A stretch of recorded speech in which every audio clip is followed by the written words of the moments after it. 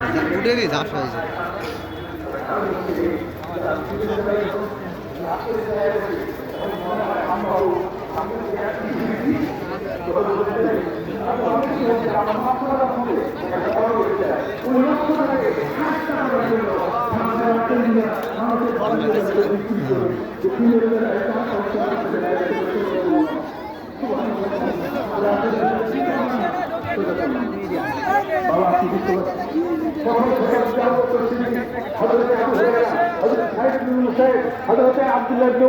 দ্বিতীয় শতাব্দীতে যদি আপনি চলে আসেন তাহলে সেখানে ইমাম আজম আবু হানিফা, হযরত জাফর সাদেক, হযরত ইব্রাহিম ইবনে আদহাম, হযরত মারুফ কারখি, রাবিয়া বসরি।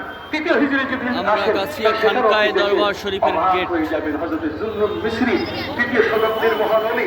ঠিক এরপরে চতুর্থ হিজরি যদি আপনি দেখেন তাহলে সেখানে দেখবেন মনসুর হাল্লাস। তারপরে পঞ্চম হিজরিতে দেখবেন ইমাম গাজালি, ষষ্ঠ হিজরিতে দেখবেন বড় পীর আব্দুল কাদের জিলানী, সপ্তম হিজরিতে হযরত খাজা মঈনুদ্দিন চিশতি আজমিরি, সুবহানাল্লাহ। অষ্টম হিজরিতে হযরত মাহমুদ নাকশবন্দি, নবম হিজরিতে হযরত ইবনে হাজার আসকালানি, সুবহানাল্লাহ।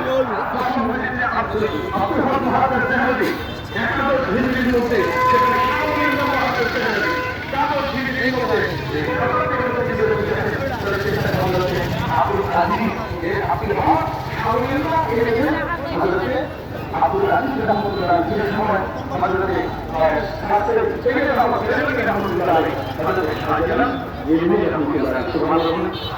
হিজরির করে তলাইস হিজরির মধ্যে ঘর মহাপরবর্তীরা এই জগতের মধ্যে সেই পঞ্চদশ এই শতাব্দীতে এসেছেন। এই সমাজের মধ্যে হযরত আল্লামা শামসুদ্দীন নিসার